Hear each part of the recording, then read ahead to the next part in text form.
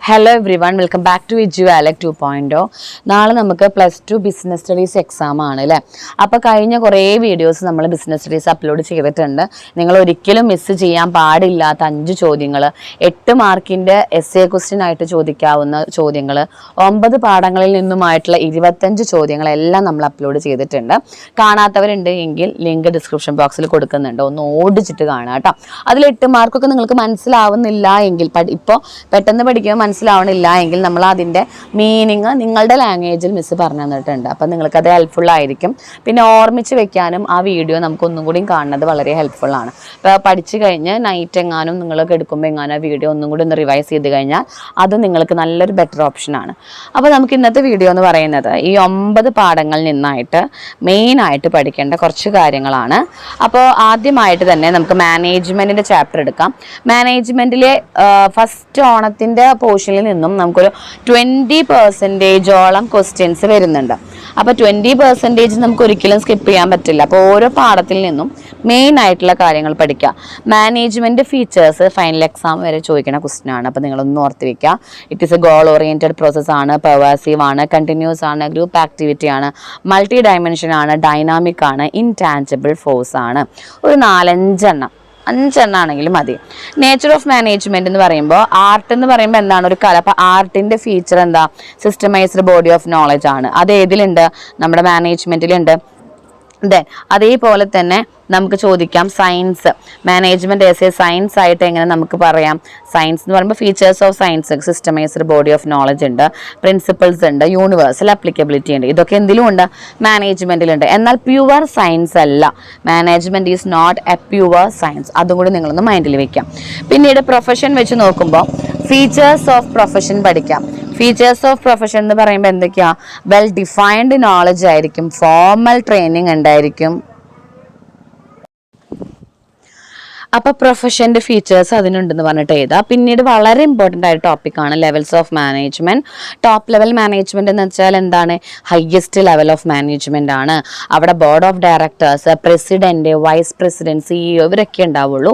ഇവിടെ മെയിൻ ജോലി എന്താ, ഒബ്ജക്റ്റീവ്സ് സെറ്റ് ചെയ്യുക, പ്ലാൻസും അതുപോലെ തന്നെ പോളിസീസ് എല്ലാം ഫ്രെയിം ചെയ്യുക, കോർഡിനേറ്റ് ചെയ്യുക. ദെൻ ഗവൺമെൻറ്, പുറത്തുള്ള ആൾക്കാർ ആരൊക്കെയാണ്, ഗവൺമെൻറ്, വർക്കേഴ്സ്, അതുപോലെ തന്നെ കസ്റ്റമേഴ്സ്, അവരോടൊക്കെ ആയിട്ട് നന്നായി ഡീൽ ചെയ്യുക.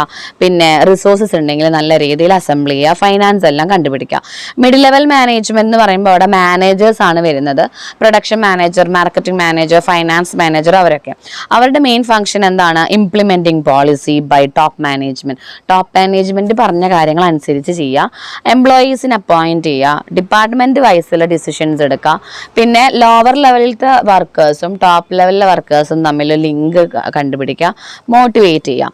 ദെൻ ലോവർ ലെവൽ എന്ന് പറയുമ്പോൾ അവിടെ full officers, foremans, sales officers, production officers, അവരൊക്കെയാണ് ലോവർ ലെവലിൽ വരുന്നത്. അവരുടെ ഫംഗ്ഷൻസ് എന്ന് പറയുമ്പോൾ ഡേ ടു ഡേ വർക്ക് കൊടുക്കുക, സേനിങ് ഡ്യൂട്ടീസ്, സൂപ്പർവൈസ് ചെയ്യുക, മെറ്റീരിയൽസ് എല്ലാം അറേഞ്ച് ചെയ്യുക, പെർഫോമൻസ് ഒക്കെ ഇവാലുവേറ്റ് ചെയ്യുക. നിങ്ങളത് പഠിക്കണം, ഒരു 3 എണ്ണെങ്കിലും പഠിച്ചിരിക്കാം. പിന്നെ കോർഡിനേഷൻ വളരെ ഇമ്പോർട്ടൻ്റ് ആയ വേറൊരു ടോപ്പിക്കാണ്. ഇപ്പോൾ ഫസ്റ്റ് ചാപ്റ്ററിൽ നിങ്ങൾ കോർഡിനേഷനും ലെവൽസ് ഓഫ് മാനേജ്മെൻറ്റും ആണ് നന്നായി നോക്കേണ്ടത്. കോർഡിനേഷൻസ് എന്ന് വെച്ചാൽ integrating or synchronising the activities of different departments in the organisation in order to achieve goal. അല്ലെ, നമുക്കൊരു ഗോൾ അച്ചീവ് ചെയ്യാനായിട്ട് പല ഡിപ്പാർട്ട്മെന്റിൽ നിന്നുള്ള കാര്യങ്ങളെല്ലാം ഒരുമിച്ച് കൂട്ടിക്കൊണ്ടുവരികയാണ് കോർഡിനേഷൻ ചെയ്യുന്നത്. ഫീച്ചേഴ്സ് കണ്ടിന്യൂസ് ആണ്, ഗ്രൂപ്പ് എഫേർട്ട് ആണ്, കോമൺ പർപ്പസ് ആണ്, എസെൻസ് ഓഫ് മാനേജ്മെന്റ് ആണ്, പിന്നെ എഫിഷ്യൻസി ഒക്കെ ഉണ്ടാവും കേട്ടോ. ദെൻ സെക്കൻഡ് ചാപ്റ്ററിലേക്ക് കടക്കുമ്പോൾ പ്രിൻസിപ്പിൾസ് ഓഫ് മാനേജ്മെന്റിലെ ഫയോളിന്റെ 14 പ്രിൻസിപ്പിൾ പഠിക്കാം. പല കുട്ടികൾക്കും ഓണപരീക്ഷയ്ക്ക് ഈ ഒരു 8 മാർക്കിന്റെ 14 പ്രിൻസിപ്പിൾസ് സ്കിപ്പിംഗ് ആണ്. സ്കിപ്പിംഗ് എന്ന് വെച്ചാൽ മനഃപൂർവ്വം ക്വസ്റ്റ്യൻ ചോദിച്ചിട്ടുണ്ടായിരുന്നു, നല്ല എളുപ്പമാണിത്. പക്ഷേ നിങ്ങൾ ക്രിസ്മസ് പരീക്ഷയ്ക്ക് സ്കിപ്പ് ചെയ്യരുത്. ഇതിൽ നിന്നൊരു 8 എണ്ണം നിങ്ങൾക്ക് എങ്ങനെ കിട്ടിയിരിക്കണം. അതിൽ ഡിവിഷൻ ഓഫ് വർക്ക് എളുപ്പമുള്ളത്. ഡിവിഷൻ ഓഫ് വർക്ക് എന്താ, divided in to small task and each task assign to each 1 person. എല്ലാ ആക്ടിവിറ്റീസിനും വലിയ വലിയ ആക്ടിവിറ്റീസുകൾ ഉണ്ടാവുമല്ലോ, അതിനെ സ്മോൾ കുഞ്ഞു ആക്ടിവിറ്റീസ് ആയിട്ട് ഡിവൈഡ് ചെയ്തിട്ട് ഓരോ ജോലിയും ഓരോരുത്തർക്ക് കൊടുക്കുക.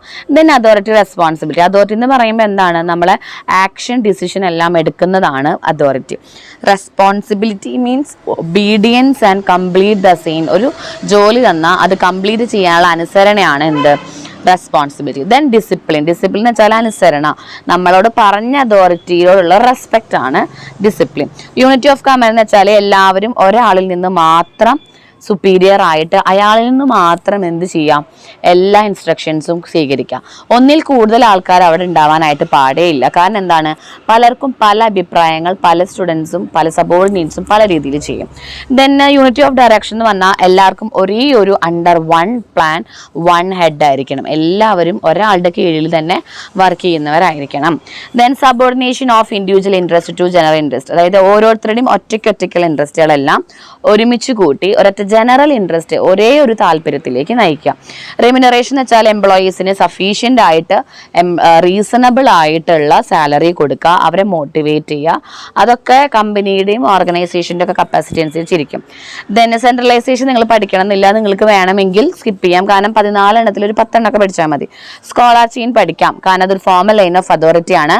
എല്ലാ കമ്മ്യൂണിക്കേഷനും ഈ ഒരു ലൈനിലൂടെയാണ് പോകുന്നത്. ഇനി എന്തെങ്കിലും കാരണവശാൽ എമർജൻസീസ് വന്നു കഴിഞ്ഞാൽ നമുക്ക് ഈ ഒരു ലൈൻ ഓഫ് കമാൻഡിനെ ഷോർട്ട് സർക്യൂട്ട് ചെയ്യാം. അതിനെ നമ്മൾ വിളിക്കുന്നത് ഗാങ് പ്ലാങ് എന്നാണ്. ദെൻ ഓർഡർ എന്ന് വെച്ചാൽ നമ്മൾ വിചാരിക്കുന്ന ഓർഡർ അല്ല, എല്ലാ സ്ഥാപനങ്ങൾക്കും അതിൻ്റെതായ ഒരു മെറ്റീരിയൽ പ്ലേസ് വേണം, അവിടെ തന്നെ എല്ലാം നമ്മൾ ഷുഡ് ബി അറേഞ്ച് ചെയ്തിട്ടുണ്ടാവണം. ഈക്വാലിറ്റി എന്ന് പറയുമ്പോൾ എന്താണ്, ഡിസ്ക്രിമിനേഷൻ പാടില്ല, ഓൾ ആർ ഈക്വൽ, എല്ലാ വർക്കേഴ്സും ഈക്വൽ ആയിരിക്കണം. അങ്ങനെ 11 എണ്ണം. ദെൻ സ്റ്റെബിലിറ്റി എന്ന് വെച്ചാൽ ലേബർ ടേൺ ഓവർ കുറയ്ക്കണം. ഒരാളെ ഒരു ജോലിയിൽ നിന്ന് റൊട്ടേഷൻ നടത്തുന്നതിന് പകരം ഒരു ജോലിയിൽ നിന്ന് തന്നെ അയാളെ നിർത്തി കുറേ കാലം അതിൽ പഠിപ്പിച്ചെടുക്കാം. ഇനിഷ്യേറ്റീവ് എന്ന് വെച്ചാൽ എംപ്ലോയീസിന് ഫുൾ ഫ്രീഡം കൊടുത്ത് അവരെ ക്രിയേറ്റിവിറ്റി കൊണ്ടുവരാനായിട്ട് ശ്രദ്ധിക്കണം. എസ്പിരിറ്റഡ് ഈകോപ്സ് എന്ന് വെച്ചാൽ നമുക്ക് ടീം സ്പിരിറ്റ് ആണ് വേണ്ടത്, അല്ലാണ്ട് ഇൻഡിവിജ്വൽ സ്പിരിറ്റ് അല്ല. ടീമായിട്ട് വർക്ക് ചെയ്യുക. ദെൻ സയൻറ്റിഫിക് മാനേജ്മെൻറ്റ് പ്രിൻസിപ്പലിനേക്കാൾ ഇമ്പോർട്ടൻ്റ് ആണ് techniques of scientific management. FW Taylor ആണ് നമുക്ക് വൺ വേർഡിൽ വരാം. ഫങ്ഷണൽ ഫോമാൻഷിപ്പ്, അതായത് ഫങ്ഷണൽ ഫോമാൻഷിപ്പ് എന്ന് പറയുമ്പോൾ പ്ലാനിങ്ങും എക്സിക്യൂഷനും 2 ഡിപ്പാർട്ട്മെൻറ്റ് വൈസ് ആയിട്ടാണ് ചെയ്യുക. അതിന് പ്ലാനിങ് ഡിപ്പാർട്ട്മെൻറ്റ് ഉണ്ടാവും, പ്രൊഡക്ഷൻ ഇൻചാർജ് ഉണ്ടാവും. അതിനുവേണ്ടി FW ടൈലർ ഒരു 8 ആൾക്കാരെ നിയമിച്ചിട്ടുണ്ട്. Instruction clerk, route clerk, team and cost, disciplinarian, time and cost ആണ്. Then gang boss, repair boss, speed box, inspector. ഈ ഒരു പിക്ചർ അവിടെ വരച്ച് വെക്കുന്നത് വളരെ നല്ലതാണ്, നിങ്ങൾക്ക് മാർക്ക് കിട്ടാനുള്ള ചാൻസ് ആണ്. ദെൻ പിന്നീടുള്ളത് നിങ്ങൾ പഠിക്കണം എന്നില്ല, ടെക്നിക്സുകൾ മെയിനായിട്ട് ഫങ്ഷണൽ ഫോമാൻഷിപ്പ് പഠിച്ചാൽ മതി. ദെൻ 3rd ചാപ്റ്ററിൽ നിങ്ങൾ only 1 portion is important for you, that is dimensions of business environment, technical, social, political, legal. അതിൽ ഓരോന്ന് എന്താണെന്ന് ജസ്റ്റ് ഇത്ര മതി. എക്കണോമിക് എൻവയോൺമെന്റ് വെച്ചാൽ inflation, deflation, tax rate, unemployment etcetera. സൊസൈറ്റിയുമായി ബന്ധപ്പെട്ട കാര്യങ്ങൾ social environment, tradition, religious, caste, അതെല്ലാം.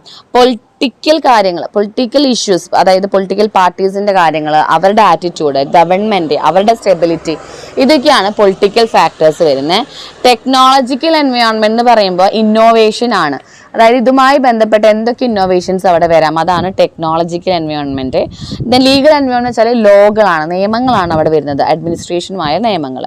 ദെൻ പിന്നീട് ഇമ്പോർട്ടൻ്റ് 1991 ഇൻഡസ്ട്രിയൽ പോളിസിയാണ്, അതായത് ന്യൂ ഇക്കണോമിക് പോളിസി. നമ്മൾ കഴിഞ്ഞ വർഷം +1 ഇക്കണോമിക്സിൽ പഠിച്ചിരുന്നു ന്യൂ ഇക്കണോമിക് പോളിസി 1991.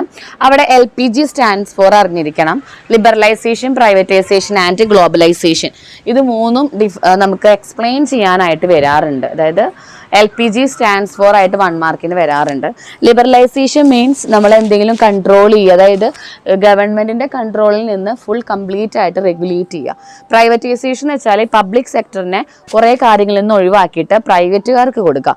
ഗ്ലോബലൈസേഷൻ എന്ന് വെച്ചാൽ നമ്മുടെ ഇക്കോണമീനെ വേൾഡ് ഇക്കോണമീനായിട്ടൊന്ന് ബന്ധപ്പെടുത്തിക്കുക. അപ്പോൾ ഓരോ ലൈനെങ്കിലും നിങ്ങളവിടെ അറിഞ്ഞിരിക്കണം.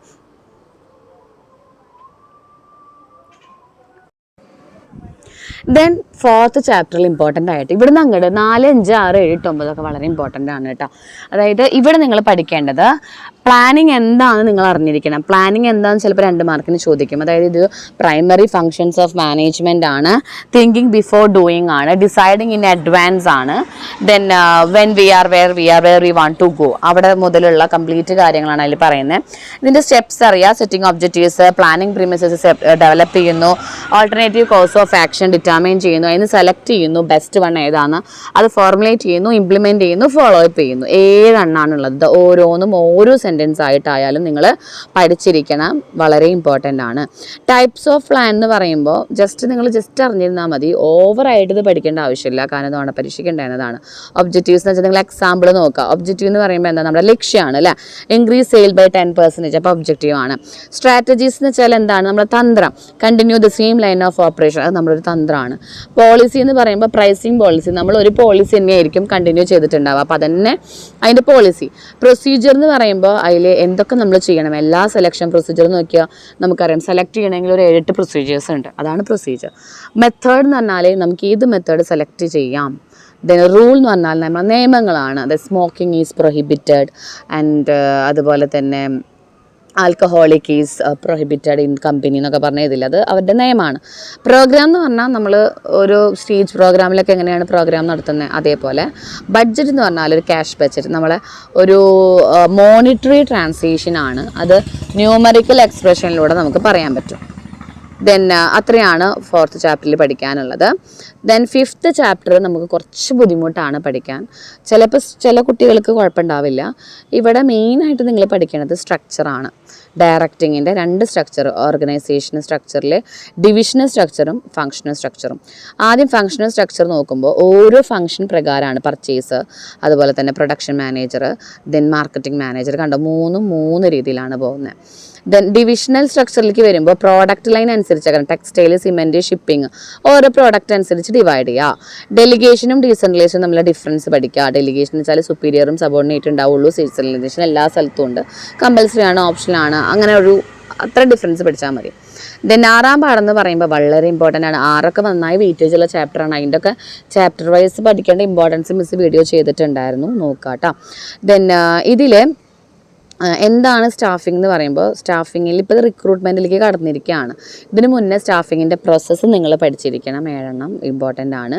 റിക്രൂട്ട്മെൻറ്റ് സോഴ്സസ് വളരെ ഇമ്പോർട്ടൻ്റ് ആണ്, ട്രാൻസ്ഫറും പ്രൊമോഷനും. External source direct recruitment, casual callers, advertisement, placement agencies, campus recruitment, recommendation, ഇതൊക്കെ നമ്മൾ നല്ലപോലെ കഴിഞ്ഞ വീഡിയോയിൽ ചെയ്തിട്ടുണ്ട് കേട്ടോ. ഇതിൽ ഡിഫറൻസ് വേണമെന്നില്ല. സെലക്ഷൻ ടെസ്റ്റുകൾ നിങ്ങൾ പഠിച്ചിരിക്കണം. 5 തരം സെലക്ഷൻ ടെസ്റ്റുകളാണുള്ളത്. ഇൻ്റലിജൻറ്റ് ടെസ്റ്റ് എന്താണ്, IQ ലെവൽ അറിയാൻ. ആപ്റ്റിറ്റ്യൂഡ് ടെസ്റ്റ് എന്താണ്, നമ്മുടെ ലേണിംഗ് സ്കില്ലൊക്കെ അറിയാൻ. പേഴ്സണാലിറ്റി ടെസ്റ്റ് എന്ന് വെച്ചാൽ നമ്മുടെ ഇമോഷൻ, റിയാക്ഷൻസ്, മെച്യൂരിറ്റി അറിയാൻ.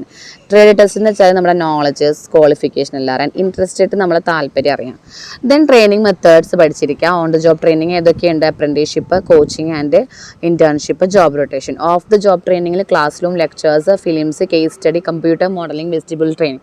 ഇതിൽ 2 4 പഠിക്കാം. വെസ്റ്റിബിൾ ട്രെയിനിങ് ഏറ്റവും ഇമ്പോർട്ടൻ്റ്, അതായത് real model of actual situations നമുക്ക് അവിടെ അവർ കാണിച്ചു തരികയാണ് ചെയ്യുന്നത്. അതുകൊണ്ട് അത് കോസ്റ്റ്ലി ആണ്, പക്ഷെ വളരെ എഫക്റ്റീവാണ്. ദെൻ 7ാമത്തെ പാഠത്തിലേക്ക് കടക്കുകയാണെങ്കിൽ വളരെ ഇമ്പോർട്ടൻ്റ് ആയ അടുത്ത ചാപ്റ്ററാണിത്. ഇതിൽ നമുക്കൊരു 18 മാർക്കിൻ്റെ വെയിറ്റേജോളം കിടക്കുന്നുണ്ട്. ആദ്യമായി തന്നെ നിങ്ങൾ എലമെൻറ്റ്സ് ഓഫ് ഡയറക്ഷൻ പഠിച്ചിരിക്കുക എന്ന് പറഞ്ഞാൽ ഷുവറായിട്ടും പഠിച്ചിരിക്കുക. Supervision, motivation, leadership, communication. Supervision എന്താണ്, overseeing the subordinate at work. ഇതിന് അതിൽ മെയിൻ റോൾ ആർക്കായിരിക്കും, സൂപ്പർവൈസർ ആയിരിക്കും. മോട്ടിവേഷൻ എന്ന് വെച്ചാൽ എന്താണ്, ഒരാളെ influencing behaviour of others. Leadership എന്ന് വെച്ചാൽ എന്താണ്, ഇതേപോലെ ബാക്കിയുള്ളവരെ ഇൻഫ്ലുവൻസ് ചെയ്ത് കൊണ്ടുവരിക. കമ്മ്യൂണിക്കേഷൻ എന്ന് വെച്ചാൽ വേർഡ്സിലേക്ക് കൺവേർട്ട് ചെയ്യുക. Motivation is stimulating people to work in greater interest and real. അതിൽ ഫീച്ചേഴ്സൊക്കെ ഒന്ന് എഴുതി വെക്കുക കേട്ടോ, ഇമ്പോർട്ടൻസ് നമുക്ക് ഉണ്ടാക്കി എഴുതാവുന്നതേ ഉള്ളൂ. ദെൻ മാസ്ലോസ് നീഡ് ഹൈറാർക്കി പഠിക്കുക. ബേസിക് അസംഷൻസ് നോക്കണമെന്നില്ല, നിങ്ങൾ അതിൻ്റെ നീഡ്സുകൾ പഠിച്ചാൽ മതി. Physiological needs, safety and security need, affiliation need, esteem need and self actualisation need. അതിൽ ഫിസിയോളജിക്കൽ നീഡിൽ നമ്മളെ ബേസിക് നീഡുകളാണ് വരുന്നത്, ഹങ്കർ, ഷെൽട്ടർ, ക്ലോത്തിങ്, ഓർഗനൈസ്. ഇതിൽ നിങ്ങൾ എന്ത് ചെയ്യണം എന്നറിയോ, നമുക്ക് ടെക്സ്റ്റ് ബുക്കിൽ ഒരു പിരമിഡ് ഉണ്ടാവും, അത് നിങ്ങൾ ഇതിൽ ഇൻക്ലൂഡ് ചെയ്യണം കേട്ടോ. സേഫ്റ്റി നീഡ്, അഫിലിയേഷൻ നീഡൊക്കെ അതിലൊക്കെ ഇൻക്ലൂഡ് ചെയ്യണം. ദെൻ ലീഡർഷിപ്പിൽ qualities of a good leader അറിഞ്ഞിരിക്കുക. ഇനിഷ്യേറ്റീവാണ്, കമ്മ്യൂണിക്കേഷൻ സ്കില്ലൊക്കെ ഉണ്ടായിരിക്കണം. Then elements of communication process വളരെ ഇമ്പോർട്ടൻ്റ് ആണ് കേട്ടോ. Sender, message, encoding, media, decoding, receiver, feedback, noise. Sender ആരാണ് അയക്കുന്ന ആൾ, സബ്ജക്റ്റ് മാറ്ററാണ് മെസ്സേജ്, പാത്വേ ആണ് മീഡിയ, ആരാണ് സ്വീകരിക്കുന്നത് അതാണ് റിസീവർ. ദെൻ ഫീഡ്ബാക്ക് ഉണ്ടായിരിക്കും, ഒബ്സ്ട്രക്ഷൻസും തടസ്സങ്ങളും വരുന്നത് നോയ്സസ് ആണ്. അത്രയ്ക്ക് അതിൽ. പിന്നെ അതിൽ കമ്മ്യൂണിക്കേഷൻ നെറ്റ്വർക്കുകൾ പഠിക്കാനുണ്ട് കേട്ടോ പാഠത്തിൽ. ദെൻ കൺട്രോളിങ്ങിലേക്ക് വരികയാണെങ്കിൽ ഇവിടെ കൺട്രോളിങ്ങിൻ്റെ സ്റ്റെപ്പാണ് ഏറ്റവും important. Setting performance, measurement of actual performance with standard, comparing actual with standard, analyse deviation, then taking corrective action. ഇതിൽ മാനേജ്മെൻറ്റ് ബൈ എക്സെപ്ഷൻ ഈ പോർഷൻ വളരെ ഇമ്പോർട്ടൻ്റ് ആയിട്ട് നോക്കാം. 2 മാർക്ക് 3 മാർക്കിന് വരും കേട്ടോ. കൺട്രോളിങ് ബൈ എക്സെപ്ഷൻ എന്ന് വെച്ചാൽ only significant deviations which go beyond the permissible limit should be brought into notice of management. Management അവരുടെ കാര്യങ്ങളിൽ ഏത് മാത്രം ശ്രദ്ധിച്ചാൽ മതി? സിഗ്നിഫിക്കൻറ്റ് ഡീവിയേഷൻസ് മാത്രം ശ്രദ്ധിച്ചാൽ മതി. Significant deviation means what? നല്ല ഇമ്പോർട്ടൻ്റ് ആയ വ്യത്യാസങ്ങൾ മാത്രം കൺസിഡർ ചെയ്യാം. നിങ്ങൾക്കൊരു 80ൽ ഒരു 75 മാർക്ക് നഷ്ടമായി എങ്കിൽ you should take care of them. അതായത് അത്രയും മാർക്ക്, ഒരു 90% മാർക്ക് നമുക്ക് നഷ്ടമായി. പക്ഷേ നേരെ ഓപ്പോസിറ്റ് നിങ്ങൾക്ക് ഓൺലി 5 മാർക്ക് ഈസ് ലെഫ്റ്റ് എന്ന് പറഞ്ഞാൽ 5 മാർക്ക് നിങ്ങൾക്ക് പോയുള്ളൂ എന്നുവെച്ചെങ്കിൽ ഇറ്റ്സ് നോട്ട് എൻ ഇഷ്യൂ. പക്ഷെ അപ്പോൾ നമ്മൾ അത്രയും കുറച്ചും കൂടി കെയർ ചെയ്താൽ മതി. അപ്പോൾ അത് ശ്രദ്ധിക്കുക. ഓൺലി സിഗ്നിഫിക്കൻറ്റ് ഡീവിയേഷൻസ്, അല്ലാതെ കുഞ്ഞു കുഞ്ഞു കാര്യങ്ങൾ മാനേജ്മെൻറ്റ് നോട്ടീസ് ചെയ്യേണ്ട ആവശ്യമില്ല. ദെൻ 8ാം പാഠത്തിൽ അത്രയേ ഉള്ളൂ. ദെൻ ഫിനാൻഷ്യൽ മാനേജ്മെൻറ്റിൽ നിങ്ങൾ കൂടുതലും ഏറ്റവും ആദ്യം 3 ഡിസിഷൻസ് പഠിക്കുക. Investment decisions, financing decisions and dividend decision. അതിൽ ഇൻവെസ്റ്റ്മെൻറ്റ് ഡിസിഷൻ എന്ന് വെച്ചാൽ 2 തരം ഡിസിഷനാണ് അവിടെ എടുക്കേണ്ടത്. ഏതൊക്കെ അസറ്റ് വാങ്ങണം, fixed asset or current asset. Fixed asset എന്ന് പറയുമ്പോൾ ക്യാപിറ്റൽ ബഡ്ജറ്റിംഗ് ആണ്, ലോങ് ടേം ആയിട്ട് നമ്മൾ ഫണ്ട് കൊടുക്കണം. ദെൻ ഷോർട്ട് ടേം എന്ന് പറയുമ്പോൾ അത് കറണ്ട് അസറ്റ് ആണ്, നമുക്ക് അധികം ഫണ്ട് കൊടുക്കേണ്ട ആവശ്യമില്ല. ദെൻ ഫിനാൻസിങ് ഡിസിഷൻ എന്ന് പറയുമ്പോൾ സോഴ്സ് ഓഫ് ഫൈനാൻസ് ആണ്. 2 തരം സോഴ്സ് ഓഫ് ഫൈനാൻസ് ആണ് ഉള്ളത്. ഓൺഡ് ഉണ്ട്, ബോറോഡ് ക്യാപിറ്റൽ ഉണ്ട്. ഇതിലേത് വേണമെന്ന് സെലക്ട് ചെയ്യുന്നത് ഫിനാൻസ് മാനേജർ ആയിരിക്കും. ഇതിൽ നമ്മൾ മെയിനായിട്ട് നോക്കേണ്ട factors affecting working capital structure, അതിൻ്റെ ഫാക്ടേഴ്സ് ഒരു 5-6 എണ്ണം പഠിക്കുക. ദെൻ ഫിക്സഡ് ക്യാപിറ്റലിനേക്കാൾ ഇമ്പോർട്ടൻ്റ് വർക്കിംഗ് ക്യാപിറ്റലിൻ്റെ ഫാക്ടേഴ്സ് ആണ് കേട്ടോ. ഇതിങ്ങനെ പഠിച്ചാലും മതി. ഇതൊരു 10 എണ്ണം ഉണ്ട്. ഈ 10 എണ്ണത്തിൽ നിങ്ങൾ പഠിക്കേണ്ടത് ഈ വർക്കിംഗ് ക്യാപിറ്റലിൻ്റെ ഫാക്ടേഴ്സിൽ 10 എണ്ണമാണ്. ഈ 10 എണ്ണത്തിൽ ഓരോ ലൈൻ ഇത്ര മതി. 8 മാർക്കിന് ചോദിച്ചാലും ഈ ഒരൊറ്റ ലൈൻ എഴുതി വെച്ചാൽ മതി, ഫിക്സഡ് വർക്കിംഗ് ക്യാപിറ്റലിൻ്റെ ഫാക്ടേഴ്സ്. അപ്പോൾ ഈ ഒരു ലൈനിൽ നിങ്ങൾ വായിച്ചു വയ്ക്കാൽ നിങ്ങൾക്ക് 8 മാർക്കിനായാലും ഈ 8 പോയിന്റ് കണ്ടാൽ നിങ്ങൾക്ക് മാർക്ക് കിട്ടും. ടെക്സ്റ്റ് വൈസ് എക്സ്പ്ലനേഷൻ കൊടുക്കണം എന്നില്ല. ദെൻ ചാപ്റ്റർ ടൈം നമുക്കില്ല. അപ്പോൾ 9, 8, 7, 6, 5. അപ്പോൾ 5 തൊട്ടിട്ട് നന്നായി പഠിക്കാനായിട്ട് ശ്രദ്ധിക്കുക എല്ലാവരും. മാക്സിമം നിങ്ങൾ എന്ത് ചെയ്യുക, ഓർമ്മയിൽ നിന്ന് എടുത്തെടുത്ത് എഴുതാൻ നോക്കുക. 8 മാർക്ക് 5 മാർക്ക് ഒന്നും നിങ്ങൾ സ്കിപ്പ് ചെയ്യാതിരിക്കുക കേട്ടോ. ഓക്കെ ഡിയർ സ്റ്റുഡൻറ്റ്, അപ്പോൾ നിങ്ങൾക്ക് വീഡിയോ ഹെൽപ്ഫുൾ ആയെങ്കിൽ ലൈക്ക് ചെയ്യുക, ഷെയർ ചെയ്യുക, സബ്സ്ക്രൈബ് ചെയ്യുക.